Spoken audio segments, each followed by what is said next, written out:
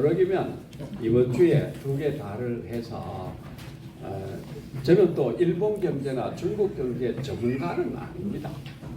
이제 이 거시 경제, 인플레이션 이쪽으로 전공을 했기 때문에 이쪽 전공한 분들답게 아주 해부할 수 있는 그런 실력은 됩니다. 다만 총괄적인 내용을 오늘 말씀을 드리고 했으면 좋겠다 이렇게 생각을 합니다. 그래서 이제 일본이 있고 그 다음에 중국이 있지 않습니까? 이 동북아에서 이 지도를 볼 때마다 우리가 좀 느끼는 바가 있습니다. 우리는 요 이제 한반도인데 이것도 남북으로 이렇게 갈라져 있다 이 말이구나. 이걸 생각하면 늘 지도를 볼 때마다 마음이 아픈 것은 여기 계신 분들이나 저나 동일할 겁니다. 그런데 이제 어제 뉴스인가 보니까 이제 우리나라 인구가 자꾸 감소하지 않습니까? 그래서 산업 인력이 부족하다 이렇게 해서 16만 5천 명을 몽골이나 우즈베키스탄에서 내년에 이렇게 그러니까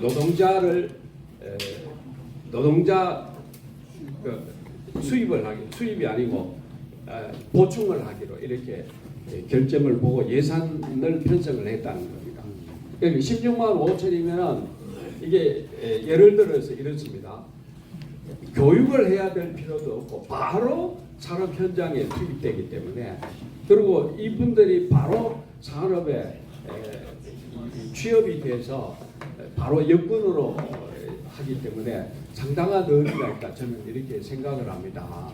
그리고 또 우리에게 젊은 피를 이렇게 수혈할 수 있는 그런 의미도 있고 하기 때문에 상당히 몽골인은 뭐 우리하고 이렇게 친밀감도 있고 우즈벡도 고려인이 많아서 그런 아주 친밀감이 크다고 합니다. 그런 이런 면의 우리 정부가 잘하고 있는 내용이 아닌가. 저는 경제학자로서 인구 소멸이라든지 인구 감소 문제에 대비해서 어떻게 하느냐 늘 걱정하는 가운데 이런 용기 있는 결단을 한 것에 대해서는 정말로 훌륭한 일이었다 이렇게 생각을 하면서 자 이게 우리가 좀 이렇게 적은 영토이지만은 이게 몽골이 이렇게 큰 나라가 있습니다. 인구는 작지만 우즈벡이 이 정도에 이렇게 있거든요. 바로 중국에 붙어 있지는 않습니다.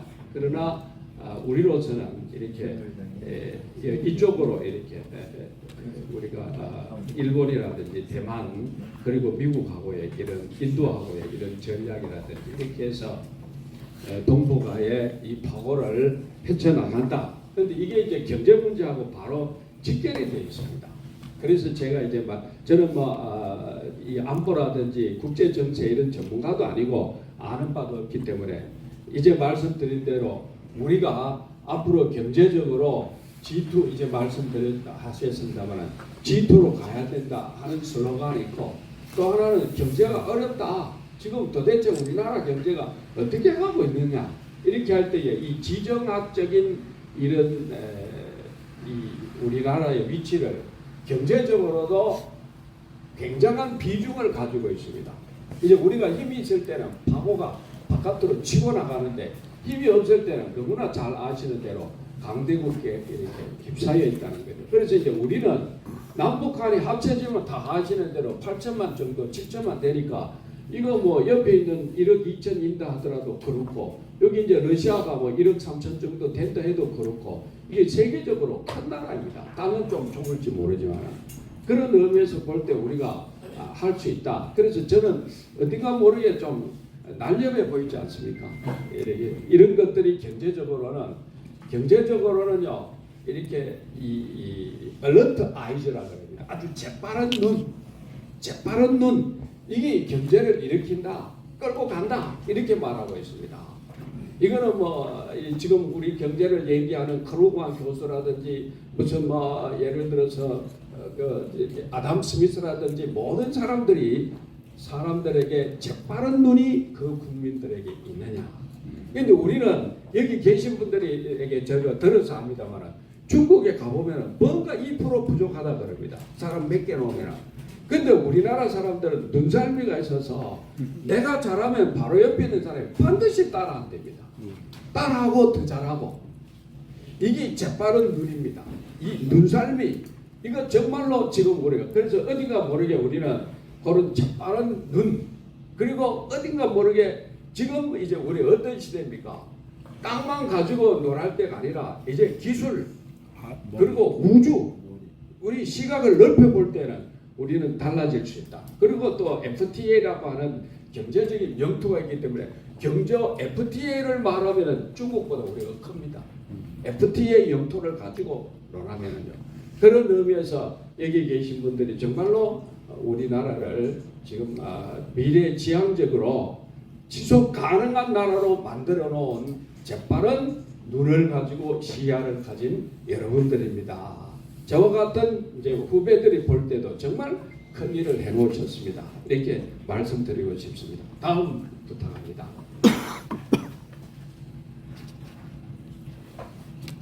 예. 그래서 이제 저는 이제 말씀드린 대로 여기 재빠른 눈입니다. 활력, 기가 없으면 사람이 살아있지 않으면 눈이 반짝반짝하지 않습니다. 그러니까 살아있을 때 눈이 반짝이고 눈이 번뜩이게 되죠. 그래서 경제는 뭐니 해도 활력이고 기다. 재빠른 눈이다.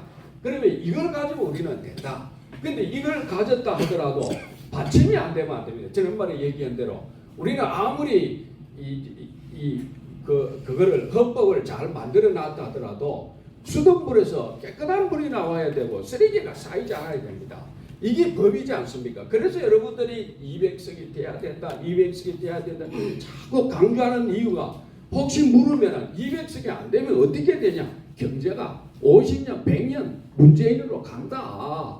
소득 주도 성장으로 간다. 지금 대통령이 바뀌어 있지만 이거 헌법 바뀐 정도에 지나지 않고 법은 이제 말씀하신 대로 이 불법 독재 여의도에서 다 하기 때문에 지금 하나도 못하고 있다. 이게 우리의 지금 좌표입니다. 우리 경제의 현실입니다. 바뀌어지지 않았다. 이기 때문에 우리는 그래서 이제 이 소주성의 나라 문재인 5년 이것 때문에 지금 우리가 굉장히 힘이 들고 있습니다. 자, 그 다음에 제가 한번 얘기하면은요. 이론적으로 지금 소주성이 이론적인 무장이 하나도 안 돼 있다 하는 거는 지난번에 말씀드렸습니다. 그런데 개인적 경제학에서 가장 중요한 게 뭐냐면 구축 효과라 하는 겁니다. 구축함 그 많이 나오죠. 그런데 이게 뭐냐 하면은 자 보십시오. 세금 요거는 제가 설명을 드리고 싶어서 그럽니다. 자 원래의 땅덩어리라든지 그 나라의 경제 규모가 빨간 선으로 이렇게 돼 있다고 봅시다. 빨간 선으로 이렇게 돼 있습니다. 그런데 세금을 더 거두었습니다. 이 조세지 않습니까? 세금을 여기서 이만큼 더 거두어서 경제 전반에 세금만 얼마 거두었다가 아니라 세금을 여러분들이 더 내면은 나가서 덜 사 먹지요. 소비를 덜 하지 않습니까? 또 조카들에게 용돈도 덜 주죠. 심지어는 미국에 있는 아이들 불러들여야 됩니다. 돈이 없으니까. 그러니까 이 세금을 더 낸다는 것이 사회 경제적으로 굉장한 파급 효과를 줍니다. 그게 뭐냐 하면은 이게 다행히 세금을 거둬들여도 이렇게 와가지고 이렇게 기존에 여기 빨간 거죠. 기존에처럼 이렇게 되면 다행인데 세금을 거둬도 이게 뭐냐면 민간 부문입니다. 민간 부문. 내가 쓸 돈 말이죠. 그래서 세금을 더 바치고 나면 내가 쓸 돈이 이만큼 없어집니다. 그래서 플러스는 요만큼 될지언정 경제에 마이너스는 이만큼 크다 하는 것이 케인스 경제학입니다. 이 케인스 경제학을 도전할 사람이 지금 아무도 없습니다. 케인스 경제학.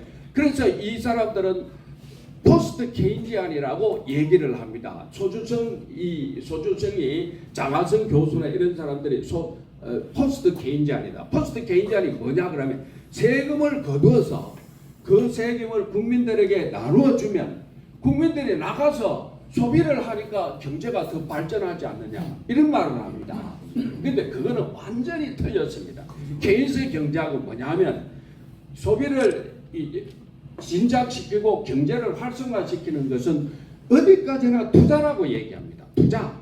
기업의 투자가 활성화되어야 되지 소비라고 하는 것은 장기적으로 단기적으로 이렇게 고정이 되어 있기 때문에 이거는 갑자기 정책을 쓴다 해서 올라가고 내려가고 하는 그 효과가 적다 하는 것입니다. 그래서 이제 말씀드린 대로 세금을 거두어들이면 민간에 없어지는 효과가 더 크다는 얘기입니다. 이게 포스트 케인지안이고 케인지안 경제학입니다. 이걸 부축 효과라, 이렇게 크라우딩 아웃라 이렇게 말합니다. 그래서 이 효과를 전혀 문재인 정권에서는 생각을 안 했다.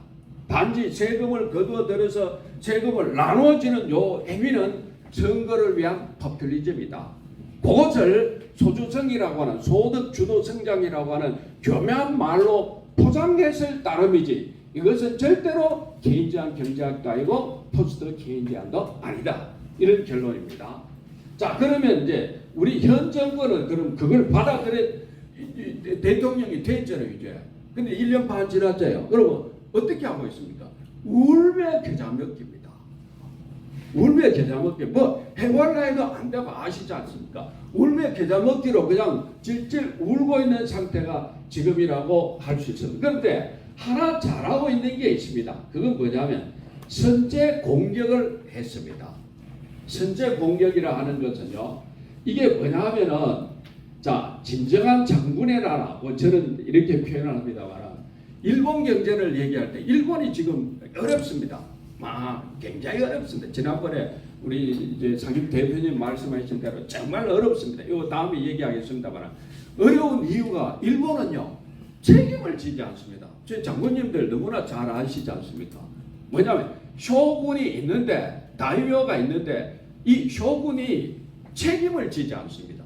우리는 황제 경영이라 해서 때로는 갑질도 막 하고 책임을 딱 져버리잖아요. 그런데 이 사람들은 밑에 있는 사무라이들에게 맡겨놓는 겁니다. 그래서 이 사람들은요, 일본의 정신이 화합니다. 화.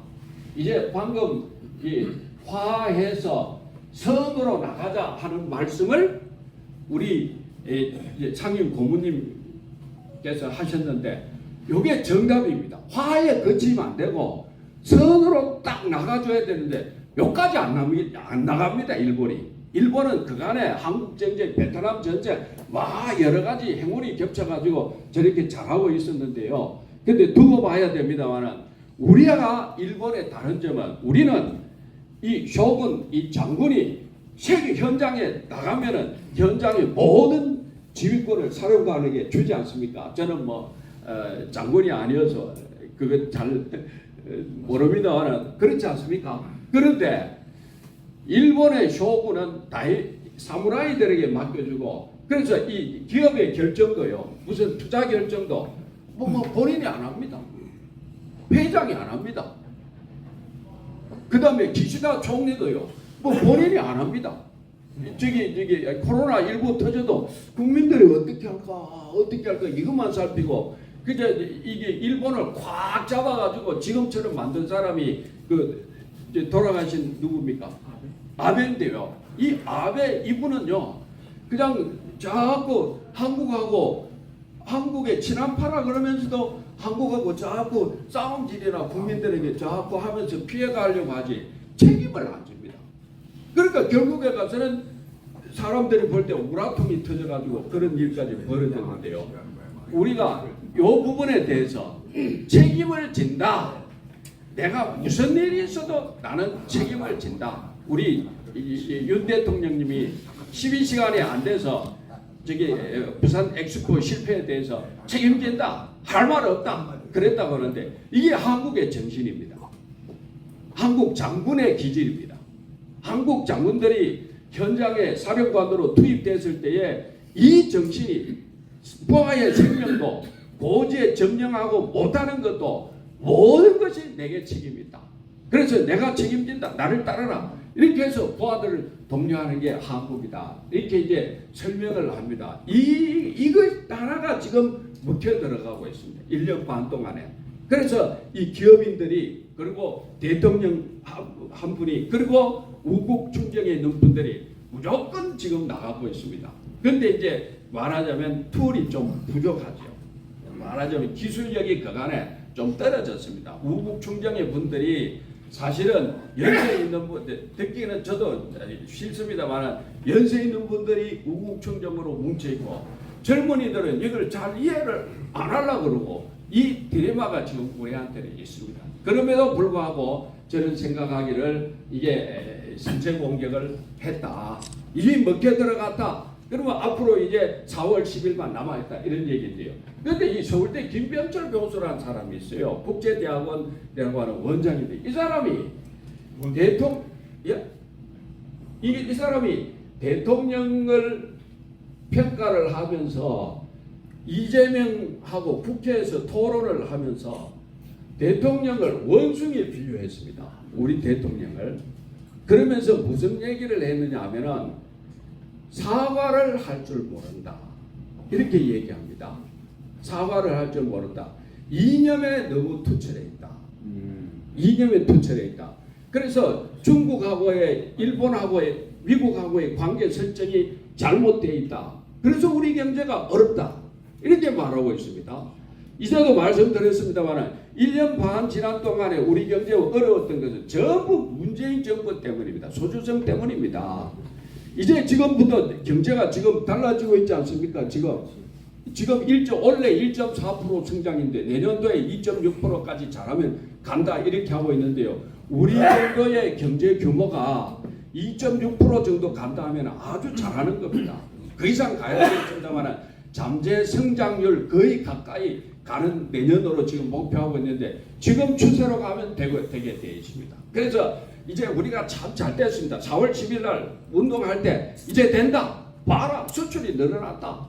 봐라 원래 1.4% 그거 문재인한테 받아가지고 집에는 그죠 다 청소를 하고 새로운 시설을 갖추고 새로 장만하고 해야 사람이 들어가서 살 거 아닙니까? 그런 비유를 하면서 이제 된다. 우리가 2% 성장, 2% 성장이면은요 저성장이 아닙니다. 우리와 같이 지금 선진국이라 그러지 않습니까? 이게 참 저는 경제학을 하는 사람으로서 참 어떨 때는 부끄럽습니다. 우리가 과연 선진국이 맞나 이럴 때 많습니다. 1992년, 95년 이럴 때 노태우 대통령 때 제가 한창 경제 특강을 많이 나갔어요. 그때의 정부에서 하는 말이 뭐냐면은 우리가 지금 중진국인데 중진국의 함정에 빠져 있다. 이걸 어떻게 하면은 치고 나가냐. 이거 한번 국민들에게 공감대를 형성해보고 너 말만 하지 말고 국민들이 뭐라고 얘기하는지 좀 돌아봐 달라. 그때 노태우 대통령 그거 잘했습니다. 우리 물태우라고 하는데요. 아이 그렇지 않습니다. 제가 볼 때는 그때 정말로 전두환 대통령, 노태우 대통령 경제적으로 잘했어요. 북방 문제 그 어마어마한 북방의 문제 중국, 러시아 해결해서 우리나라 경제에 30% 기여하도록 만든 사람이 누굽니까? 이거 정말로 기막힌 그때 당시에 다른 나라보다 재빠르게 미국보다 더 재빠르게 국교 수교를 하면서 물론 미국은 했습니다만 실질적으로 우리에게 이득이 도게 하고 경제 발전을 오게 한 정권은 그렇죠. 그때 당시에 그런 말을 했습니다. 국민들이 뭐라고 하냐. 그때 나온 말이 재빠른 눈을 우리는 가지고 있다. 이때 우리가 어떻게 하면 되느냐. 그때 말한 것이 기술 진보입니다. 기술 진보. 우리가 기술이 지금 미국에 치이고 일본에 치이고 있다. 그런데 중국은 따라오고 있다. 요거 어떻게 하면 되냐? 어떻게 하면 되냐? 이거 한번 해보자. 그렇게 해서 삼성 반도체 지금요 지난번 말씀드렸다시피 세계 어느 나라가 넘보지 못할 정도의 넘사벽에 가 있습니다. 그리고 이게 저기 대만의 파운드리 TSMC 그러는 대만의 그거는 이게 파운드리입니다. 그러니까 공장을 만들어주, 그러니까 이 제품을 만들어주는 거죠. 이렇게 위탁을 받으면은. 근데 이것까지 우리는 할 수 있습니다. 이게 우리 그 삼성이 15% 정도 한다고 그러지 않습니까? 메모리는 70% 가까이 하고. 그러니까 삼성은 설계도 하고, 팬리스도 하고, 뭐 다 합니다. 팩토리도, 파운드리도 하고, 다 하는데, 이런 실력을 갖춘 나라가 한국밖에 없는데, 미국이 자꾸 TSMC에 수주를 줍니다. 왜 그럽니까? 왜 그렇다고 생각합니까? 가성비. 이제 그것도 있습니다. 근데 한국의 삼성은 이게 이제 가성 비율을 대만만큼 맞춰줄 자신이 있습니다. 근데 문제는 대한민국의 삼성이 위태위태합니다. 자기들 보기에는. 저거를 자기로 끌어들여야 되는데 끌어들이는 건 계속적인 작업을 하지만은 삼성이 그만큼 무섭습니다. 우리가 생각할 때 이제 1992년도 5년도에 노태우 대통령 때는 이 말을 감히 못합니다. 제가 그때 서울대학의 최고 경영자 과정에 또 정부에서 가서 공부를 더 해봐라. 그래야 또 소통이 안 되냐 해서 가서 있었는데 그때 다 삼성을 걱정했습니다. 반도체 걱정했어요. 야 이거 다른 나라는 이렇게 하고 있는데 우리 삼성은 어떻게 하면 좋냐. 그런데 치고 나왔습니다. 그래서 지금 세계가 지난번 말씀드린 대로 미국이 중국은 겁나지 않지만 한국의 삼성 반도체는 겁납니다. 지금 그 지금까지 와 있습니다. 그런데 이거를 우리는 우리의 실력을 잘 모르고 있습니다. 그런데 이럴 때 지금 우리는 어떻게 해야 됩니까? 자, 그래서 그런데도 불구하고 이렇게 자, 그럼 제가 이렇게 원숭이 사진을 이렇게 갖다 놓은 이유는요. 우리가 원숭이는 하던 일을 반복하죠. 지난 거를 사과를 안 하니까 하던 일을 그대로 자꾸 반복한다 아닙니까? 이걸 우리는 대통령에 대한 김병철 교수의 이 악독한 그 잘못된 비판이라고 생각하지 말고 어떻게 하든지 간에 이 가운데 우리가 알아들을 내용이 없는가. 그게 김병철 교수가 하는 말이 이념에 매몰되어 있다. 그렇죠. 우리는 지금 절대로 이념에 매몰되어 있지 않다고 생각합니다. 우리 대통령도 그렇고 저희들도 그렇습니다. 중국에 대해서 중국은 전에 우리가 중국이 한국 수출의 기여도가 30% 이상이었거든요. 근데 지금 20% 아래로 내려갔습니다. 17% 이렇게 내려갔습니다. 그만큼 그렇다 보니까 우리가 이제 수출이 좀 둔화되고 있는 거예요. 그런데 우리가 중국에 더 안 하고 싶어서가 아니라 열심히 두드리는데도 불구하고 미국이라고 하는 나라가 너희들 어떻게 할 것이냐 라고 얘기하고 있기 때문에 IRL 법이라든지 인플레이션 법이라고 하지 않습니까? IRL 법이라든지 이런 법을 만들어서 우리하고 협조를 하자. 그렇기 때문에 우리는 자 보십시오. 전쟁을 할 때도 싸움을 할 때도 이렇게 각 관에서 1등과 2등이 싸우는데 은근슬쩍하게 이 편도 들었다가 저 편도 들었다 할 때 나중에 둘이가 화해해버리면 어떻게 됩니까? 그래서 우리는 참으로 이럴 때에 우리가 해야 할 일이 우선순위입니다. 우선순위이지 않습니까? 어느 것을 먼저 하고 어느 것을 비하하느냐 이 빠른 순간적인 눈을 발휘를 해서 우리 경제에 이것을 접목해야 된다. 그래서 경제적으로는 미국도 좋고 일본도 좋다.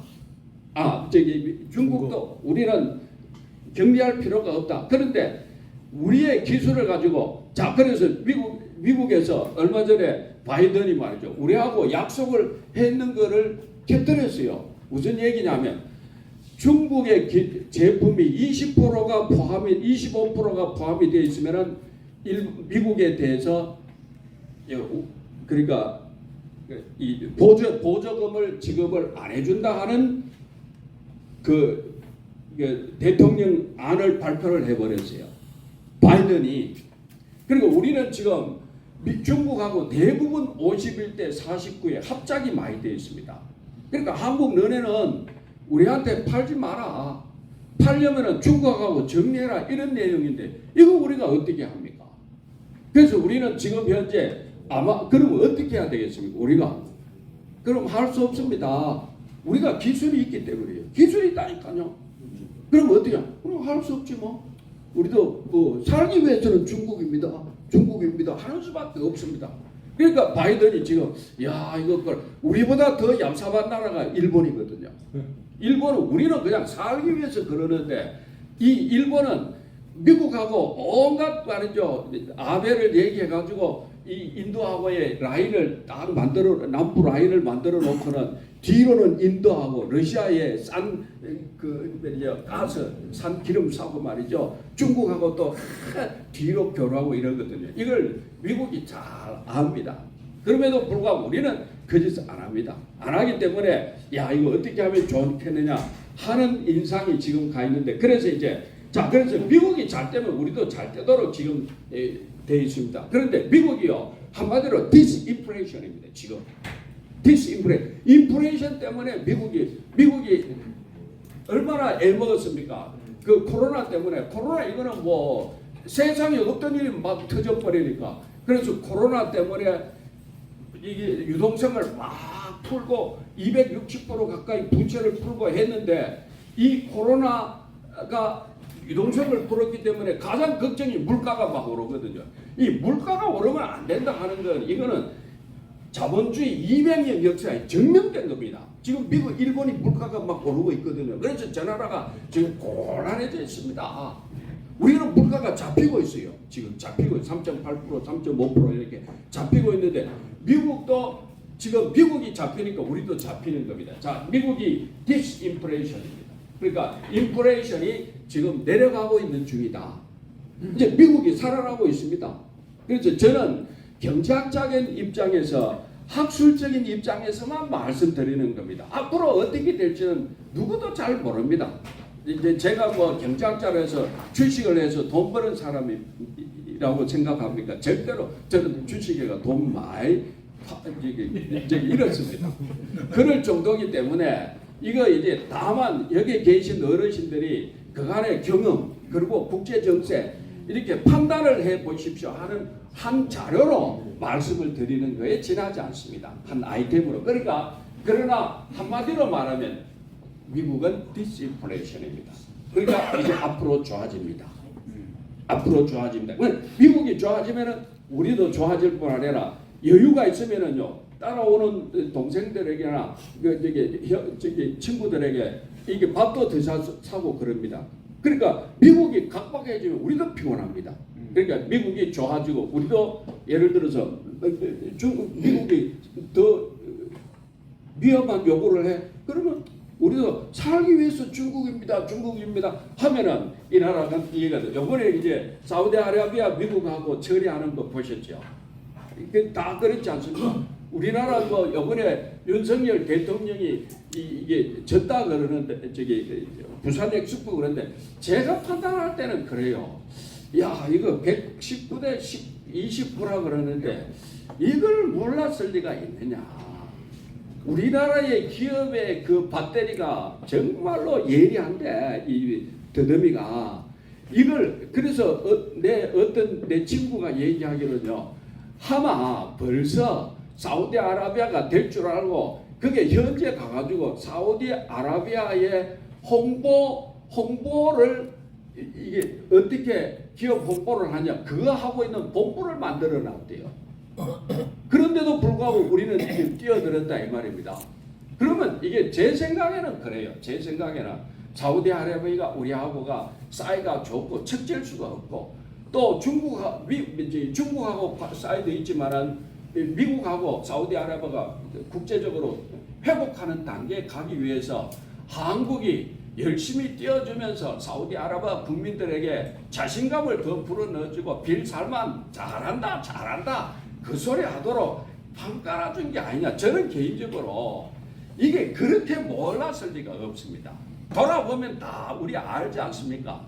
이게 사인을 해줬다 그러지 않습니까? 각 나라가 너네 우리나라 태평양의 도서국들은 이 도서국들은 사우디아라비아 너네 나라에게 우리가 표를 준다 문서로 다 남겨놨더라는 거 아닙니까? 그런데 거기 가가지고 우리가 홍보 활동을 했다는 겁니다. 그래서 이게 만약에 다음 35년을 바라보고 했다 그러면 더 좋은 거고 그렇다고 해서 대통령이 아마 말하면은 또 핑계라고 생각하기 때문에 무조건 우리가 잘못했다 이렇게 합리적으로 이게 이렇게 생각하는 것이 합리적이다. 저와 같은 사람들이 들을 때는 그렇게 생각이 됩니다. 근데 중국의 경제를 이제 본격적으로 말씀드렸습니다. 자, 일본은 미국은 그런데요. 자, 중국이 있습니다. 중국은요 허장성세입니다. 지금 경제가 공성계라고 하지 않습니까? 공성계. 여기 장군님들 계시고 다 계시니까 아이고 이게 저기 삼국지에 그 제갈 공명이 딱 누각에 올라가 가지고 그 자기 잘 타는 검은고를 딱 타면서 그 성문을 딱 열어놓으니까 이거 그 누굽니까? 그 사마이가 그 꽤많은 사마이도 조심성이 많아가지고 이야 이거 안 되겠다. 그렇게 그 위기를 넘겼다는 거 아닙니까? 그런데 이게요 허장성세가 미국 사람들 이해 못합니다. 뭐 미국 사람들 군인들 다 경험해 보셨지만 미국 사람들 이 허장성세가 이해가 안 됩니다. 자기들 이해력으로. 그런데 이제는 이해하죠. 중국이란 동양이란 게 이런 게 있다.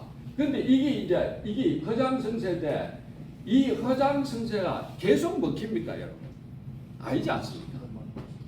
한 번이죠, 한 번. 그리고 이게 말이죠. 허장성세가 플러스 흑묘, 백묘 사상입니다. 껌둥이든 흰둥이든 쥐만 잡으면 제일이다라는 사상을 국민들에게 확 뿌려져 있습니다. 이것 잘잘못을 따지지 않겠다. 무조건 경제발전 개혁시켜라. 이게 사상에 꽉 들어가 있습니다. 우리는 어떻습니까? 아무리 우리가 배고프고 새마을운동 잘 살아보세요 해도 제대로 된 거 해라 하지. 그래서 저는 왜 이 부모가 잘못됐다는 지적을 철회합니까? 그거는 우리가 가지고 있는 고유한 정직한 사상이고 선입니다. 선입니다. 자식이 잘못하면 부모가 나와야죠. 내려놔야죠. 그런데 이렇게 우리는 가르쳤는데 이 나라는 흑묘, 백묘 이게 중국의 개혁 사상을 오늘이 있게 한 기본 사상 아닙니까? 흑묘. 우리는 생활 사상이라 하면 저 나라는 흑묘, 백묘거든요. 우리는 잘 살아보세요, 잘 살아보세요. 이런데 여기는 뭐 껌둥이든 흰둥이든 돈만 벌어라. 이게 돼. 이 허장성세가 지금요 민주당이 갖고 있습니다. 민주당이 경제는 모르겠고 돈 많고 싶다 이겁니다. 그렇게 되면 천민자본주의가 됩니다. 천민주의 중국처럼 돼버립니다. 지금 중국이 중진국에 와 있거든요. 우리가 노태우 때처럼 중진국에 와 있는데 어떻게 하면은 선진국으로 가냐 발버둥을 치는 게 아니라 중국은 지금 중진국의 함정에 빠져 있습니다. 그게 뭔지 압니까? 허장성세 5천년 역사 이래로 내려오는 허장성세 그 다음에 흑묘 백묘 이게 중진국의 함정에 빠져 있습니다. 한국과 아주 대립되는 사상입니다. 그래서 이걸 중국의 경제를 한마디로 말하면 발부둥이라고 합니다. 경제학자들이 발부둥이다 지금. 야 여러분 우리가 아까 동북아 지도 보셨죠? 우리가 옆에 이렇게 붙어 있는데 그 중국이라는 나라가 지금 발부둥 친다니까요. 우리가 거꾸로 됐다니까요. 우리는 버티고 있고 저기는 발부둥을 지금 그래서 시진핑이 우리 한국 중국에 있는 한국의 LG를 방문했다는 거 아닙니까? LG 반도체 공장을 시진핑이 그럴 정도로 우리에게 러시아도 어제도 그런 뉴스가 나왔지 않습니까? 뭐라 그랬습니까? 아까 말씀하셨죠. 우리는 준비되어 있다. 한국하고 잘 지내고 싶다. 푸틴이 그런 말이에요. 세계적인 푸틴은 아닙니까? 사실은 우리가 전에 푸틴 정도 그러면은 사실 우리 한국이 넘보기나 했겠습니까? 그럼 지금은 이제 푸틴 그러는데요. 이 푸틴이 우리는 준비되어 있다. 한국하고 잘 지내고 싶다. 이거요 K방산 이런 거 있잖아요. K방산의 기초가 반도체입니다, 여러분. 반도체 없이는 방산이 하나도 안 됩니다. 그래서 이게 그러고 또 잘하는 거 AI 잘하고요. 크라우딩 이게 데이터 이게 우리 데이터베이스 이거 우리 한국 잘하고요. 잘하고 있는데 이런 것들 때문에 특히 이제 중국은요 이 금융의 문제입니다. 금융. 중국 사람들이 지금 탈퇴한다 그러지 않습니까? 돈 있는 사람들이요. 돈 있는 사람들이 홍콩에 가가지고 달러로 바꿔가지고 외국으로 자꾸 달러를 보낸다는 거 아닙니까? 자기 나라에서는 외국으로 나가는 거를 지금 차단을 하고 있으니까 중국 자체가 그러니까 홍콩으로 가가지고 달러를 바꿔서 그래서 자꾸 외국으로 자본 그리고 외국 자본이 지금 다 엑소더스 하고 있습니다. 해외 투자가 급감하고 있습니다. 국가 부채는 이만큼 돼 있고요. 그리고 1대1로 이거요. 해외 부실 채권이 1조 7천억 달러입니다. 1조 7천억 달러. 우리나라의 1년 전체가 이게 생산한 총 GDP가 이 나라는 빚으로 지금 와가 있습니다. 그냥 빚이 아니고 채무 불능한 빚입니다. 채무. 그러니까 아프리카 뭐 도서 지방 이 동남아 도서에 다 뿌려놨는데 이거 하나도 자기가 회수가 안 됩니다. 그러니까 이게 어떻게? 그러니까 버티고 있는 게 뭐가 버티고 있는지 압니까? 조작으로 버티고 있습니다. 한마디로 말하면은 뭐냐 하면은요. 예, 통계 조작입니다. 이게 통계를 자꾸 조작을 합니다. 밝히지 않습니다. 아시는 대로 청년 실업률이 25%를 넘어갔는데 이제 밝히질 않지 않습니까? 청년 실업률. 그리고 부동산이 어느 정도 부동산이 막혀 있는지 구체적인 수치를 지금 못 밝히고 있습니다. 이 중국은요 부동산으로 버티는 우리도 그렇지만 부동산으로 버티는 우리하고 좀 다릅니다. 우리하고는요 이거 우리가 어렵다 천만의 말입니다. 우리는 DSR이라 해서 아시는 대로요 담보 능력이 있는 데 따라서 70% 있는 데 따라서 대출을 해줬습니다. 우리는 그렇지 않습니까? 그죠? 1억이면 1억 다 대출 안 하잖아요. 미국도 1억이면 1억 다 대출해주면 일본도 대출 다 해줘버립니다. 일본은요 수수료까지 대출해줘버립니다. 중국은 어떻게 하냐면 중국은 땅이 사회주의니까 국가 땅이지 않습니까? 그럼 지방 정부를 경쟁시킵니다. 그래서 지방 정부에게 땅을 줘버립니다. 그럼 지방 정부는 이걸 개발합니다. 개발하려고 하면 그게 집 지을 아파트 지을 사람들 필요하지 않습니까? 모아가지고 그래서 집 짓게 해서 땅값 받아가지고 지방 정부를 뿌려가고 지금까지 그랬습니다. 우리는 대출을 한도를 정해가지고 자기 능력에 맞게 했습니다. 맞게 했습니다. 그게 우리가 다른 점이고요. 그리고 우리는 지난번에도 말씀드렸다시피 지난 30년 동안에 이게 IMF를 당해보니까 달러가 이렇게 귀한 줄 알고 자꾸 모았습니다. 우리는요. 정말로 그 피나게 달러를 모았기 때문에 이 나라들하고 다르다. 그래서 이 나라가 이런 나라가 돼 있습니다. 발부등을 지고 여기에서 이제 제가 조금 더 중국에 대해서 말씀드리고 싶은 것은 중국이요 독재 나라이지 않습니까? 시진핑 독재로 가버렸거든요. 독재로 갔기 때문에 중진국에서 탈피하려면 절대로 독재 갖고는 탈피가 안 됩니다. 세계 역사에 없습니다. 세계 역사에 민주주의를 어느 정도 해야 됩니다. 민주주의를. 그래서 우리가 이 한국이 희망이 있습니다. 그 다음에 일본도 오늘 말씀드리려고 하는데요. 일본은요 와타나베 아줌마들입니다. 일본 그러면 와타나베로 알면 됩니다. 일본 경제는 와타나베더라. 그 다음에 중국 경제는 허장성세다. 이렇게 중국 허장성세다 이렇게 보면 되는데 이 와타나베가 뭐냐 하면은요 자기 나라를 이렇습니다. 엔화의 금리가 낮았지 않습니까? 지금도 세계적으로 낮거든요. 그리고 지금 요거 전에 한마디만 더 중국 경제 얘기하면 중국은 그럼 어려운데 어떻게 버티냐? 독재로 버티고 있고요. 하나는 그러니까 자본이 자기 나라 자본이 외국으로 못 나가도록 그리고 기업인을 막 나라 당에 충성하도록 뭐 이제 그것 차지 않습니까? 그거 우리가 다 알고 있는 요거 하나고 두 번째는 뭐냐면 통화량을 자꾸 찍어냅니다. 찍어내면서도 환율을 자동으로 시장에 안 맡기기 때문에 1대 7.2로 묶어놓고 있습니다. 그러니까 뒤로는 지금 나라가 한 8위안을 내고 9위안을 내야 1달러를 심지어는 10달러를 내야 되는데 바깥으로 공표되기는 7위안으로 공부가 된다는 거죠. 무슨 말인지 1달러를 이제 중국 사람이 이제 달러를 이제 자기 나라를 위태위태하니까 다른 나라로 가겠다 하면 달러로 홍콩에 가서 바꿀 때에 예를 들어서 지금 뒤로는 1달러를 살려면 10위안이 필요하다는 거죠. 그런데 대외적으로는 7위안으로 공포가 딱 되어 있습니다. 그러니까 그 밑에 썩어 문드러지는 거죠. 이거를 이제 그러니까 이 왜 이런 현상이 일어나느냐 하면은 어려우니까 중앙정부가 자꾸 돈을 찍어야 됩니다. 위안화를 찍어야 됩니다. 그래서 사우디아라비아에 가가지고도 너네들 말이지 그 저기 미국 말만 자꾸 듣고 그거 저기 기름 살 때 달러로 사지 말고 우리 위안화로 사도 그러면서 확 깎아줍니다. 뒤로는요. 기름값을 확 깎아줍니다. 그러면 이제 위안화를 지불을 합니다. 그러면 위안화가 거기서 살아나는 거죠.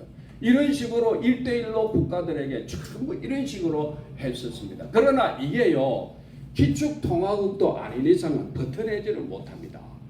미국은 달러가 자기 나라이기 때문에 지금 이제 미국이 디스인플레이션 돼가지고 금리가 좀 내려온다고 하니까 지금 비트코인 가격이 오르고 금 가격이 막 오르고 이러지 않습니까? 그건 뭐냐면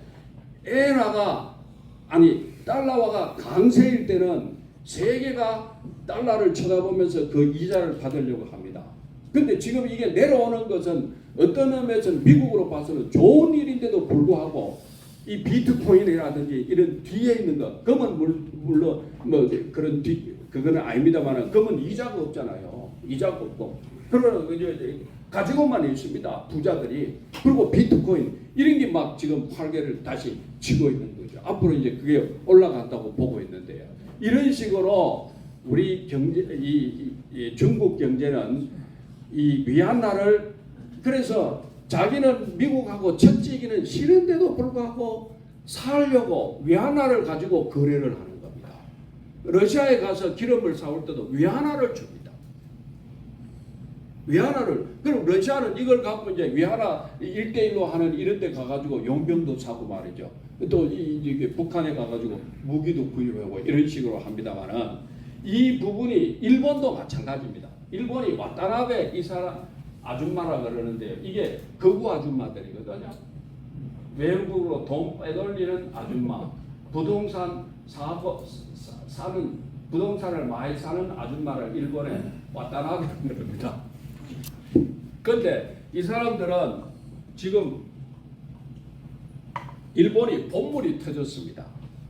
와타나베 이 정치인이 어떻게 했냐면 감추고 누르고 막고 했던 본물이 완전히 터졌다 이런 얘기인데요. 그러면 요 얘기를 일본 경제 얘기를 좀 하겠습니다. 아까 말씀드린 대로 일본은 책임을 안 집니다. 우리는 책임지지 않습니까? 그런데 일본은 책임을 안 지기 때문에 신속하게 결정해야 되는데 그게 안 됩니다.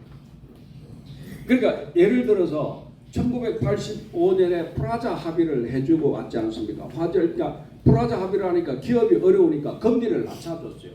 금리를 낮춰주면은 그때 이 낮은 금리를 가지고 투자를 하고 기술 개발을 하고 온 국민이 그걸 바라보면서 기업이 투자하고 기술 개발하는가를 바라보면서 경제를 일으키려고 해야 되는데 이 싼 이자를 가지고 와타나베 아줌마들이 말이죠. 부동산을 샀습니다. 기업도 싼 이자를 받아가 부동산을 샀습니다. 그리고 이 사람들이 어떤 압력을 가하느냐 하면은 얼마 전에도 그 얘기 했습니다. 일본의 새로 된 총재가 이제 아베노믹스 이제 해결 좀 해야 되겠다 하니까 이 일본 자민당의 일부 파들이 대놓고 너 한번 두고 본다. 그 말이 너 죽여버리겠다 이런 정도입니다.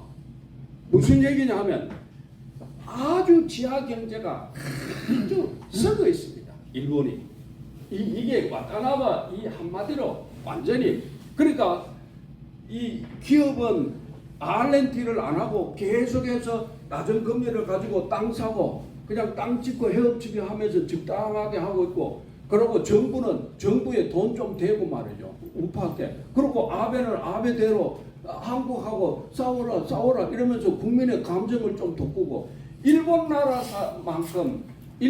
사람만큼 순한 사람이 없습니다.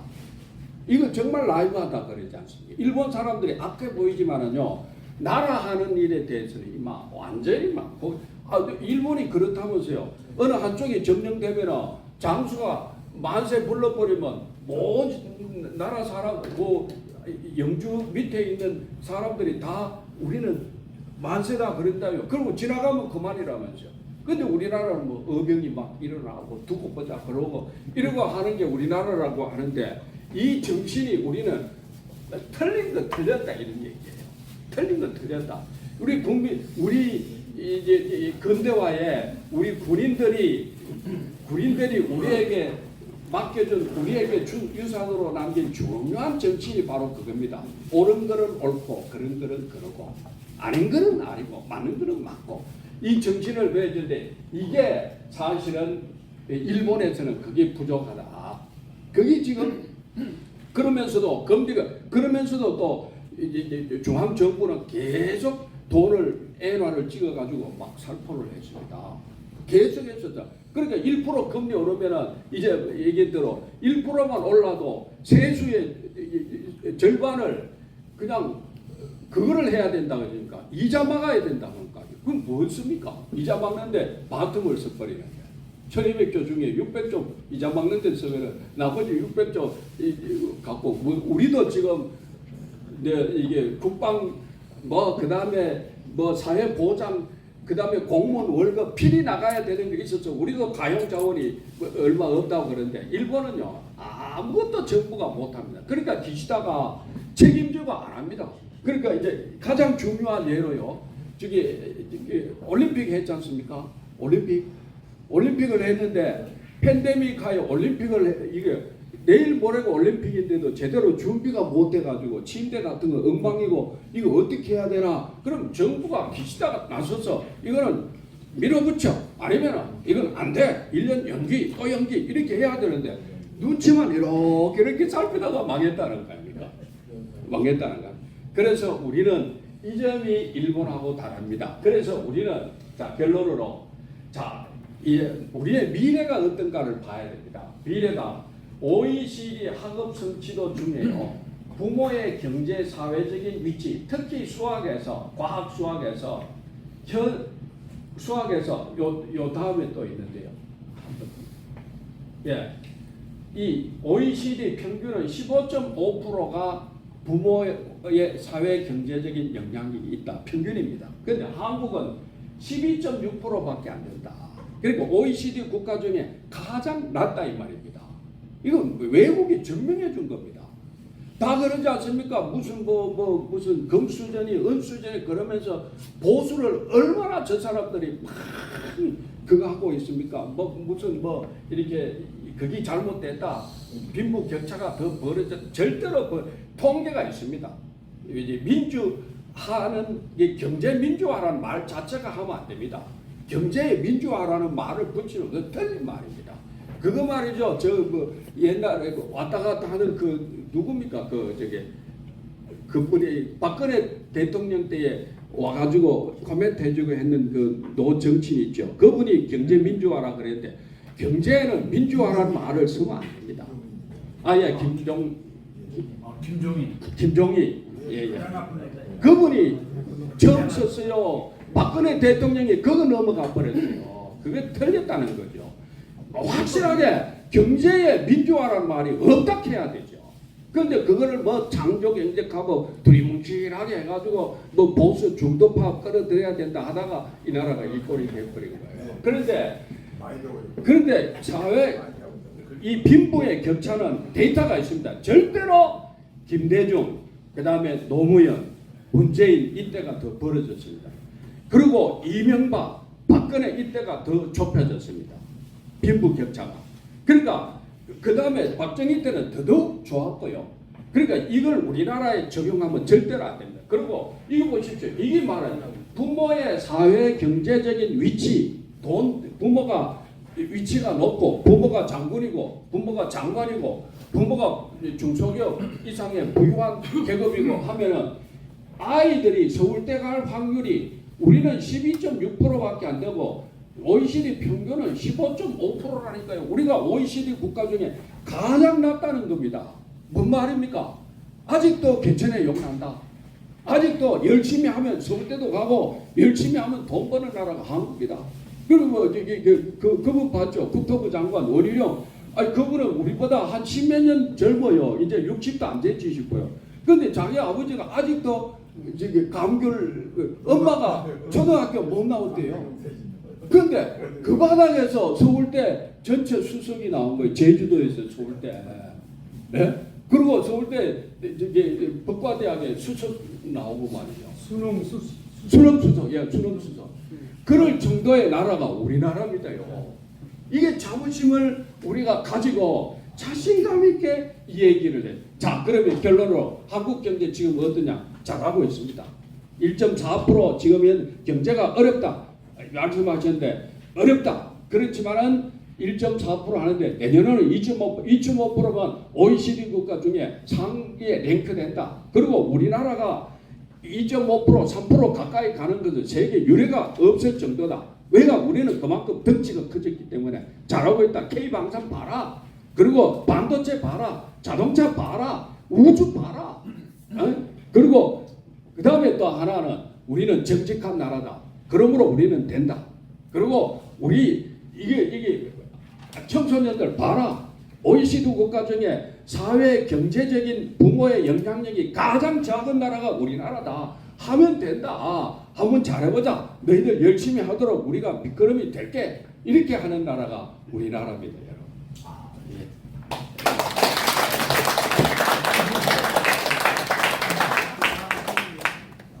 질문 좀 하세요. 질문 없어요. 몰라서 G2국가 잠깐만요, 장군님. 아까 G2국가 얘기했는데 G2국가가 되려면은요, 이제 우리가 지금 현재 요 체제로 갖고는 안 됩니다. 이게 이명박 대통령이 10년 전에 대통령이지 않습니까? 그때 벌써 이탈리아를 따라잡는 게 목표였습니다. 이탈리아가 선진국 7개국 중에 7번째거든요. 그때 당시에 10년 전에 그랬는데 아직도 우리나라가 이 환율 때문에 13등 하고 있습니다. 12등, 13등 이랍니다. 그런데 내년에는 러시아를 이기고 좀 이렇게 해서 한 단계, 한 두 단계 높아지지 않겠나 이렇게 하는데 10위권에서 왔다 갔다 하고 있습니다. 이거를 이제 차고 나가려고 하면은 정말로 지금 힘든 시기가 앞에 놓이는데 그게 기술입니다. 반도체, 그다음에 자동차, 그리고 어떻게 하든 간에 정직해야 돼요. 그래야 외국에 와서 투자를 해요.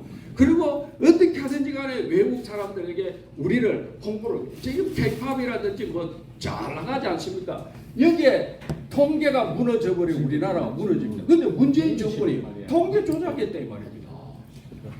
일본도 환율 조작하다가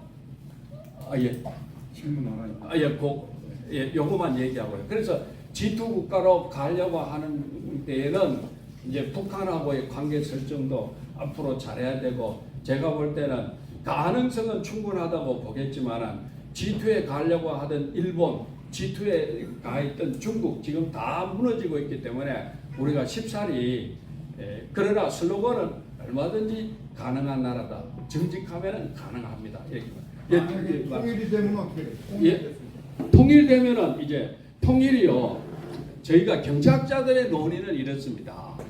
흡수 통일은 힘듭니다. 오히려. 예를 들어 생각해 보십시오. 경제학자들이 이렇게 모이면 하는 얘기거든요. 내가 시간을 많이 뺏어서 죄송합니다. 다음 주에 할 거를 이번 주에 땡겨서 지금 다 드리려고 이런데요. 흡수 통일을 하면 생각해 보십시오. 저쪽에 2,500만 사람들이 뭉칩니다.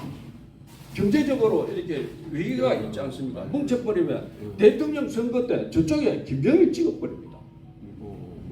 아니 김정은이는 아니라 하더라도 이재명 같은 사람 나와가지고 잘해줄게 나라야 어찌됐든 간에 표심을 바라보고 말이죠. 오늘 또 뭐 얘기 뭐 신문에 보니까 뭐 내놨더라고요. 무슨 뭐 이재명 왜 포퓰리즘 내놨더라고요.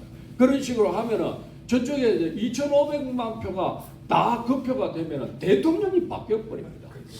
국회의원 바뀌어. 그러니까 이게 굉장히 흡수 통일이라 경제학들 시각이 그렇습니다. 그래서 그거를 전에 완충적으로 몇 년이 필요합니다. 그래서 저 나라를 어느 정도 성숙의 단계에 올리면서 우리나라가 저쪽으로 많이 가야 된답니다. 많이 일단 가서 자본도 가고 사람도 가고 많이 가가지고 융화를 시키면서 그 나라가 한민족인 것을 깨닫고 자꾸 우리 때문에 앞으로 올라갈 수 있다. 이제 경제적인 디벨롭이 된다. 이걸 자꾸 가르쳐야 끝난다. 지금은 저 국민들이 너무나 모르고 있기 때문에 갑작스러운 예. 저 이번에 그 사실 그 폴란드에 이제 우리 뭐 수출하려다가 어디요? 폴란드에 우리 폴란드, 예, 대강산 그 수출하다가 예. 3분의 1로 이렇게 원래 그 요구했던 금액이 3분의 1밖에 못했잖아요. 예. 뭐 9조 얼마, 10조 정도 됐는데 3조 뭐 얼마 이렇게밖에 못했는데 그게 이유가 보니까 그 은행에서 이렇게 그 자금을 지원해 줘야 되는데 예. 그 지원이 할 수가 없어가지고 그랬다는데 예. 그 부분에 대해서 그럼 어떤 것이 이제 그 부분이 좀 문제가 된다는데 거기에 대해서 좀 간단하게 좀 설명을 아 예. 그 이제 우리 산업은행이나 수출입은행에서 예. 이제 그냥 수출하는 게 아니고 K방산에서 저쪽에서 요구하는 바가 두 가지지 않습니까? 금융 지원을 해달라.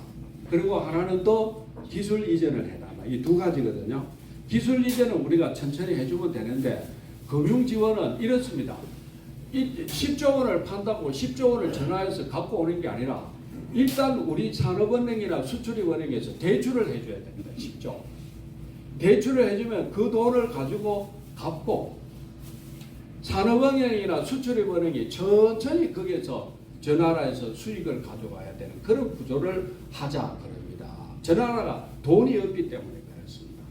그래서 우리나라도 이제 우리나라가 그 과정에서 우리가 터진 게 몇 가지 있지 않습니까? 말레이시아도 인도네시아도 그런 과정 때문에 터졌고, 근데 선진국에 돈 있는 나라 예를 들어 독일한테 한번 당했는데 독일은 돈이 많으니까 요시 중국도 돈이 많으니까 한다 이렇게 했는데 우리는 이게 베트남에 가서도 당했지 않습니까?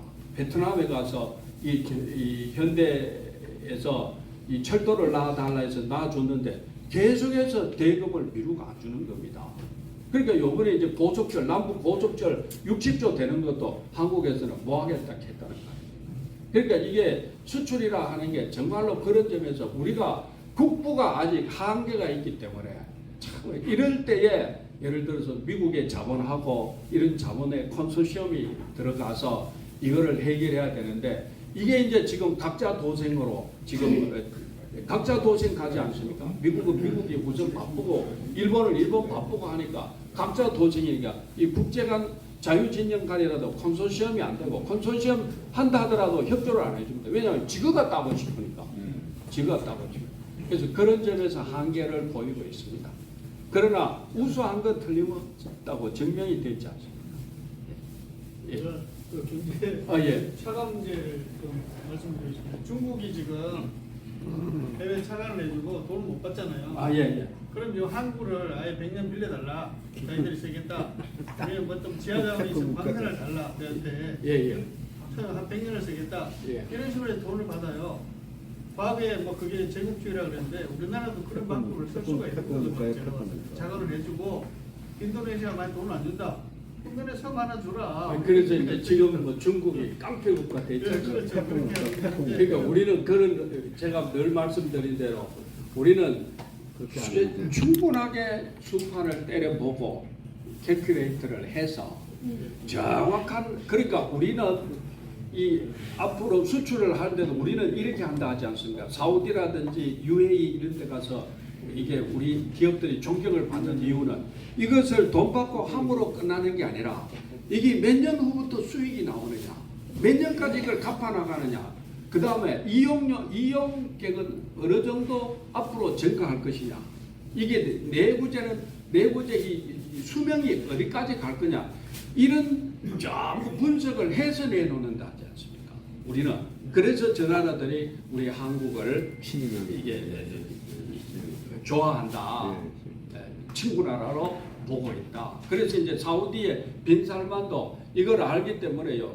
이 미국이 자꾸 인권 얘기하니까 중국에 붙은 척 하다가 지금 이제 다시 한국을 매개로 해서 이렇게 미국하고 잘하고 있다 하는 이런 뒤소문도 있을 정도로 우리 한국의 기업인들 그리고 한국의 이 정신이 앞으로 진정한 G2 국가에 그럼 만약에 우리가 통일을 하고 저위에 말이죠 북간도 지역, 간도 지역 영토까지가 이게 중국이 지금 굉장히 그거 걱정하는 거 아닙니까? 뒤로 그 중국이 굉장히 간도 이 부분을 한국이 자기 영토인 것을 주장할까봐 굉장히 그것까지 우리가 차지하고 동북아에 영향을 더 미치는 나라가 된다면 우리는 진정한 지주국가가 될 수 있습니다. 예, 요 먼저 하시고. 저희 지금 뭐 여러 가지 경제가 많이 나왔는데 예, 소득 주도 경제 있지 않습니까? 예, 소득 그것이 주도 이제 성장. 그 예. 좌파들이 우선 당근을 갖다가 많이 줌으로 인해 가지고 예, 예. 우리가 실질적으로 그 걔네들에게는 체감이 되고 예, 우리는 체감이 안 되는 그런 상황이잖아요. 예. 소위 말해서 그 우리 저 빈곤에 악순환 그 경제 이론이 있지 않습니까? 아, 예, 예. 그래서 걔네들이 그 투자자의 재원을 가지고 바로 이제 우리에게 이제 체감하게 하는데 예. 그 빈곤의 악순환 그 이론에 의하면은 저 투자된 그것을 직접적인 그 생산 수단에다가 보충을 하는데 예. 그 쟤네들은 이제 바로 그 소비에다가 바로 소비에다가 예, 맞습니다. 쓴다는 예. 차이가 있지 않습니까? 예, 맞습니다. 그래서 그 투자된 재원이 이제 소모되는 것이죠, 그냥. 그런데 그 빈곤의 악순환에서 한 처방에 의하면 그 생산 수단에다가 투자를 함으로 인해 가지고 그렇습니다. 그 고소득으로 다 연결이 되고 아, 예. 정확하게 정확하게 저축, 예. 고성장이 이렇게 연결이 되지 않습니까? 예, 예, 예. 그것을 명확하게 구분을 해줘야 쟤네들하고 싸울 수가 있는데 그것이 아, 예. 좀 빈약한 상태에 있습니다. 아, 예. 아주 경작을 하신 분이라 이제 제가 다시 번역을 하면 소득 주도 성장이 표방하는 바가 뭡니까? 이겁니다. 그리고 실질적인 효과는 어떻게 나타납니까? 그러니까 소득 주도 성장은 세금을 거둬들여서 바로 소비하도록 국민에게 나눠준다 하는 게 소득 주도 성장이거든요. 그러니까 소득이란 말이 가난한 사람의 소득이 늘어났다 이 말입니다. 부자에게 세금을 거두어서 가난한 사람에게 소득을 줌으로 소득이 늘어났으니까 주머니가 좀 나아졌으니까 가서 소비한다. 여기 이제 돌아가 선순환된다. 이게 이제 문재인 정권에서 얘기하는 건데 케인스 경제학에서는 그게 아닙니다. 전에도 말씀드렸다시피 일하게 해야 됩니다. 나누어 주되 일을 하게 해야 된다. 일을 하게 해야 된다. 그게 다른 점입니다. 일을 하게 하고 나누어 주고 그래서 가장 좋은 것은 이제 말씀하신 투자가 이루어지도록 일을 하는 고용인은 기업이 하는 거기 때문에 기업이 투자를 더 할 수 있도록 유도를 해라. 그게 차이점입니다. 일하게 하는 것과 일하지 않게 하는 것. 그러니까 표만 보고 나누어 주는 것은 소득주도 성장이죠. 그런데 우리가 말하고 있는 이 소득 소비 관계는 케인스 경제학은 일하는 경제학이다. 케인스도 절대로 국민들을 가만두고 돈 나눠줘라 안 했습니다. 그 이론이 없는 겁니다. 그렇죠? 예. 아, 예, 말씀하십시오. 아니, 이제 그래서 예. 이거를 어떻게 국민들에게 차별화되게 이렇게 주입을 시킬 것인가? 그게 이제 하는 일하는 대책이 거하고 경제학자들은 얘기하지 않습니다. 일하게 하는 다 거. 속고 있으니까. 이게 이제 이 소득주도 성장에서는 일하지 않고 무력감에 빠지고 있잖아요. 젊은 청년들도 뭐 돈 나눠주니까 굳이 열심히 나가서 일할 필요가 없습니다. 그러니까 일 안 하는 거예요. 그런데 우리의 케인스 경제학은 일하게 하도록 해라. 그러니까 예를 들면은 불경기가 되면은 세금을 덜 거둡니다. 덜 거두니까 기업이 투자 활동을 더 하는 거죠. 이렇게 해서 말씀. 예. 아까 그 말씀 중에 중국은 환율 조작으로 얘기하셨고 통계 조작. 네, 통계니까 환율도 조작돼. 그게 환율이 더합니다. 네, 그다음에 일본도 환율에 대해서 정부가 개입을 하고 있는 것 같아요. 그렇죠. 대표적인. 우리나라도 낮에는 우리 달러를 이렇게 보면은 낮에는 달러가 내려갑니다. 그 밤에 되면 올라가요. 그런 현상이 나타나는데 정부가 요구하는 것이 1250선으로 알고 있어요. 제가 1250선 달러 1350. 1250원 1250. 예, 1250원인데 며칠 얼마 전까지는 1360원까지 접근했었어요. 예, 근데 오늘 현재 보니까 1313원인가 이렇게 됐어요. 예, 예. 그러면 앞으로 이 달러의 환율이 어떻게 변동을 예고하고 계신지 말씀해 주세요. 아니, 이제 분명한 거는요. 그건요. 예고가 할 수 있어요. 그건 이게 이제 250으로 받고 있는데 더 내려가 버리면은 이제 우리가 수출이 완전히 또 막히는 거죠. 그러니까 이제 환율이 올라가면은 이제 수출은 좋은데 수입이 자꾸 일본이 그렇지 않습니까? 일본이 대기업들은 지금 부자가 돼 있어요. 왜냐하면 토요타나 이런 거 잘 팔리거든요. 왜냐하면 환율이 높으니까 가격이 뭐 10% 갑자기 30% 이렇게 싸지는 셈이 되니까 잘 팔리는데 국민들은 죽을 맛입니다 지금. 왜냐하면은 외국에 수입하는 거 일본도 기름이 거의 나지 않지 않습니까? 외국에서 수입하고 농산물 수입하고 이거는 계속 달러비처럼 올라가니까 인플레이션이 일어나서 국민들은요 해외 여행 못 갑니다. 우리나라 지금 일본 막 다니는데 일본 국민들은 한국에 지금 못 오고 있어요. 그만큼 일본은 아주 나라가 사악한 나라입니다. 이게 아베나 이런 사람들이 말이죠. 뭐 하지 않습니까? 이게 인플레를 시켜가지고 국민들에게 자꾸 증가시킵니다. 지금 그룹이라든지 지금 대대로 지금 국회의원 해먹는 나라가 저 나라 아닙니까? 이게 북한하고 못지 않습니다. 일본이요.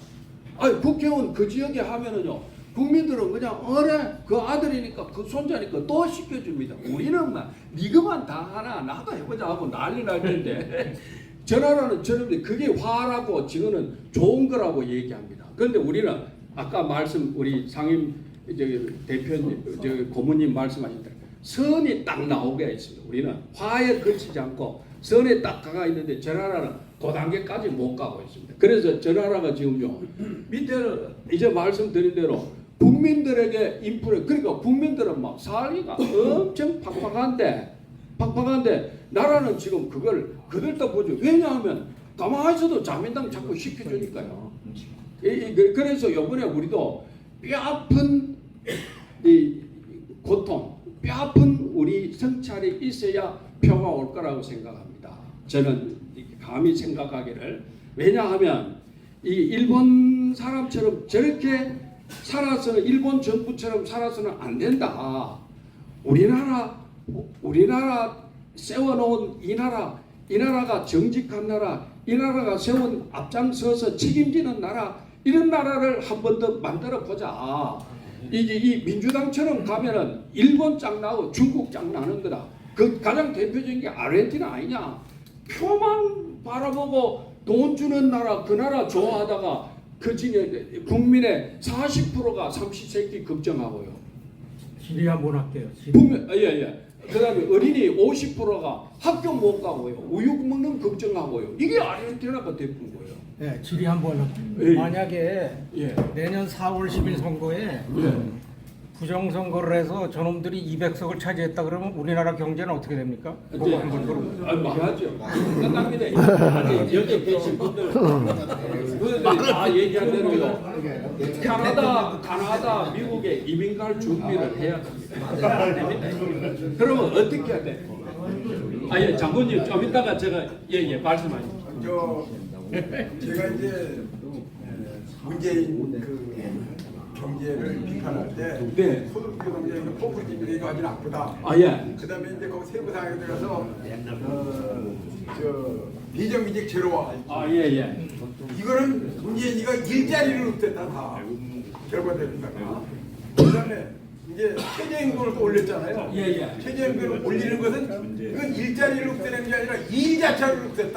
예, 맞습니다. 이렇게 설명을 하거든요. 맞습니다. 그래서 정확합니다. 이게 맞습니까? 예, 정확합니다. 그런 건축 대표님이 케인스 이래 최고의 경제야. 네, 감사합니다. 그렇게 말씀하신 대로요. 박사님이 예. 정신 차리더라고 그랬어요. 예. 지금 우리 저 옛날 법인들이 박사가 많이 모였지만. 지금 다운되고 있는데 예. 이자율, 예. 자기 자본 이자율, 200페이지 PSI를 공문 어떻게 작성을 하면 조정을 해가지고 해야 지금 보내야 법인이 돼. 다운되는 걸 많이 다 막고 작성. 있거든요. 법인이 말입니까? 법인들이 지금 많이 도산이 되고 있거든요. 네, 도산되고 그 있죠. PSI에 대한 그거 하고 예. 그다음에 스테이크 오퍼레이션에 대한 지금 우리가 굉장히 많이 일어나고 있거든. 예. 그런 거에 좀 한번 설명을 좀 해주셨으면 나올 수 있는 방법. 괜찮겠습니까? 다음 주에 할 거라고. 다음 주에 다음 주에 오케이 그대고. 복잡하게 다음 주에 말입니까? 오케이. 아니요, 저는 추가에 삽변해 주십시오. 아이고, 여러분들 큰 박수 한번 다시 부탁합니다. 네 시간 왔어. 내가 저 왜 이걸 질문을 하고 하는 건 지금 우리 권 교수가 지금 땀을 뻘뻘 흘리면서 지금 답변하는데 여러분들이 이렇게 경제에 관심이 많은 줄은 진짜 몰랐습니다. 경제 교실 잘 열었어. 제가 그 한국 경제 뭐가 문제인가 듣고 나니까 중국 경제가 뭔지 알아도 일본 경제가 뭔지 알아야 돼 가지고 갑자기 당장 가서 저 중국 경제 만들고 일본 경제에서 연속으로 3번은 해야 되겠다 이렇게 했는데 오늘 지금 빠져나가려고 그랬는데 지금 마지막 질문 안 했기 때문에 못 빠져나갔어요. 다음 주에는 뭐가 되든지 경제 그 특강 1시간 돼 있습니다. 오케이. 누가 내가 이제 오늘 그 강의를 대단히 잘해 주셨고, 그리고 우리 참여하는 분들의 관심하고 또 아주 강의 듣는 태도도 좋았습니다. 큰 박수 한번 해주세요.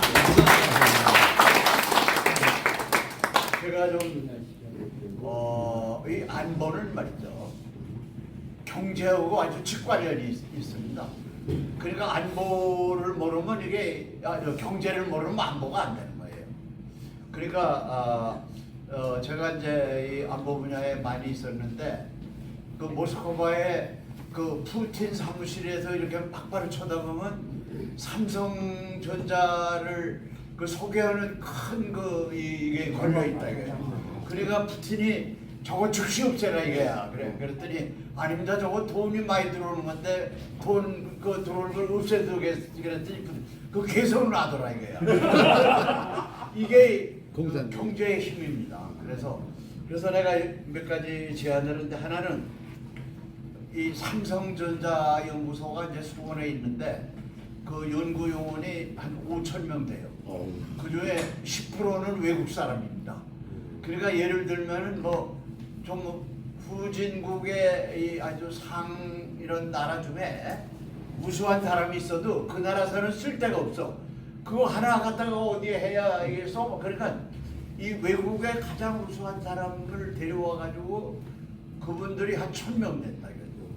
그래서 그 우리 그 바이든이 왔을 때도 삼성전자를 가보는 것이 그냥 가보는 게 아닙니다. 이 삼성전자 연구소는 세계의 최고의 그 연구소다. 여러분 이렇게 생각하시고, 우리가 언제 한번 길이 되면은 그 삼성전자 연구소를 한번 가볼 필요가 있어요. 왜? 우리가 이 안보를 걱정하는 사람은 경제의 눈을 넓혀야 된다. 이게 넓히는 거는 현장에도 가보고 이렇게 해야 된다. 그래서 이걸 한번 좀 했으면 이거 내가 한번 제안을 합니다. 그리고 두 번째는 나는 부산 엑스포의 대통령과 우리 정부에서 한 일은 대단히 잘했다 이렇게 보는 겁니다. 왜? 이것은 이 사우디가 하도록 다 돼 있어요. 그럼에도 불구하고 우리 대통령과 정부 경제인 모두 데리고 이걸 했다 이게. 이것은 뭐를 했느냐? 우리 경제를 세계를 알릴 수 있는 결정적인 장을 엑스포 여기서 만들어줬다. 어떻습니까? 그래서 이건 대단히 잘한 거다. 그래서 이게 무슨 대통령이 헌일했다 이렇게 하면 그건 경제를 아무것도 모르는 사람이 그 빵점짜리 평가를 하는 거다. 이렇게. 그러니까 이거 지금 우리 국민의힘에도 이 민주당에서 그렇게 하면 내가 오는 식으로 이렇게 공격을 해야 된다 이게. 그리고 내가 여러 번 얘기했습니다만은 이번에 잼버리 대회가 이 잼버리 창설 이래 최고 성공한 거였어요. 왜? 만일에 거기만 있다 갔으면 이게 아무것도 아니다 이거예요. 근데 그거를 끌어내가지고 우리나라가 얼마나 발전됐는가. 그리고 그때 비가 온다 그래서 끌어냈을 때 이 버스를 1,000대를 동원했다 이거예요. 그리고 순식간에 끌어내가지고 그 많은 인원을 순식간에 배치했다. 이렇게 할 수 있는 나라는 우리나라밖에 없다 이거죠. 그리고 그 사람들이 우리나라에 선진된 것을 다 알고 갔다. 그 나라 그 잼버리에 왔던 사람들이 우리나라의 선전요원이 됐다. 그 얼마나 잘한 거예요. 경제는 이제 이렇게 가는 것이다 이거죠. 그래서 내가 차관하고 있을 때 삼성전자 회장이 나를 자꾸 만나자 이거야. 근데 나는 만나기 싫다 이게. 왜? 내가 이 방사를 다 관리하니까 삼성전자가 회장이 나를 만났다 그러면 내가 아무 돈을 안 받았어도 또 잘못하면 일방적으로 당한다 이 말이야. 그래서 안 만난다 그랬더니 아유 국정원장이 꼭 좀 만나라. 그래서 내가 그럼 좋다. 그러면 우리 방에서 만난다. 이제 차관실에서 그러면 또 딴소리 나고 가봐 이제 국장 다 입회하에 만났어요. 그래서 뭐 때문에 그러냐? 이 기술 있잖아요. 근데 러시아가 이 기술이 상당히 발전된 거 있습니다. 그래서 제가 그때 30억 불 꿔준 거 받으러 가는 국가대표예요. 그러니까 내가 갑이다 이게요. 갑은 센 겁니다. 그래서 그 기술을 오는데 좀 도움이 되는 얘기를 해달라. 근데 그 기술은 뭔지 지금도 내가 얘기를 할 수가 없어요. 이건 이제 국가의 중요한 기술이기 때문에. 그래서 그 일을 그렇게 해준 적이 있습니다. 그래서 이 삼성전자는 이것은 세계적인 그런 거다. 그래서 아무리 뭘 하더라도 삼성전자 이런 사람들은 이 자기를 꾸려가는데 껐다없다 이렇게 봅니다. 그래서 오늘 대단히 강의를 하셨고 우리가 안보와 이 경제 이걸 번갈아 가면서 하고 그리고 한 가지는 이제 어느 분한테 연구를 시켜가지고 우리 인구가 이렇게 감소해 들어가는데 이것을 지금 어떻게 방지해야 되느냐. 그래서 이걸 내버려 두면은 2090년이면 우리나라가 없어질지도 모른다. 이렇게 말하는 사람도 있다. 그리고 인구가 감소되는 것은 안보에 결정적인 타격을 준다. 이거죠. 그래서 이걸 한번 누구한테 그 연구를 좀 시켰으면 좋겠습니다. 그리고 또 한 가지는 어제 그 유동규 있잖아요. 유동규가 교통사고를 당했는데 내가 볼 때는 이거 굉장히 유심히 볼 필요가 있다. 나는 유동규가 저거 피해를 입을 줄은 모르겠다. 왜? 이 종북 좌파는 무슨 일이든 저지르기 때문에 유동규에 대한 신변 보호를 잘해야 되겠다 이랬는데 어제 그 교통사고가 난 거를 그 텔레비에서 언급하니까 저건 고의성이 있을지는 모른다 이런 의식이 상당히 강해요. 그래서 여러분들이 그걸 아주 눈여겨서 봐주신 이상입니다. 오늘 대단히 이거 정말 참 요새 이 회의를 주관하면서 점점 기분이 좋습니다. 지금 우리가 권 교수가 그런 얘기했지만은 그리고 차관님 말씀하셨지만은 대한민국 어마어마한 강국입니다. 심지어 지금 우리 삼성전자 저거 차지하려고 미국과 중국이 짜고 마이크론을 제재했지 않습니까 지난번에. 그래놓고 마이크론이 빈자리에 대한민국이 가서 더 팔아먹으면 안 된다고 해놓고 자기들끼리는 팔아먹으려고 그랬죠. 그러니까 어떻게 했습니까? 삼성이 그냥 딱 그러면 미국이 우리 투자 안 할 수도 있다니까 바이론이 말든 또 함부로 못하는 게 옛날 같으면은 일본 같으면 프라자 합의 그 다음에 반도체 합의해가지고 반도체를 완전히 그냥 일본이 그때 전 세계 1등이었는데 다 뺏겼다는 우리나라에. 그리고 요번에 또 아까 그 반도체법 그거 해가지고 보조금 주는 거 갖고 우리나라 삼성을 한번 잡아보려고 그랬는데 삼성을 잡는 게 아니라 그러면 좋아 멕시코에 투자해버리겠다 이러니까 미국에서 난리 나는 거 아닙니까? 그래서 바이든이 재선하는데 오히려 정말 삼성이나 이 현대차 때문에 재선 자체가 불가능할 정도로 타격을 입힐 수 있는 나라가 우리나라입니다. 참 대단한 것 같습니다. 그리고 일할 수 있도록 하고 하는 거 새마을 운동을 보면 압니다. 새마을 운동할 때 사실은 비하인드 스토리인데 저희 마을에서도 제일 먼저 시작했습니다. 시작했는데 박정희 대통령이 얼마나 꾀가 많은 분입니까? 시멘트를 줄 때 잘하는 데만 줍니다. 잘하는 데는 안 하는 데는 아예 걷어보지도. 그러니까 전부 잘할 수밖에 없고 대한민국이 그게 바로 경제 활성화인데 우리 권 교수가 얘기한 게 바로 그런 걸 얘기하는 것 같습니다. 활성화하고 들썩들썩 나라가 들썩들썩하면 이기는 겁니다.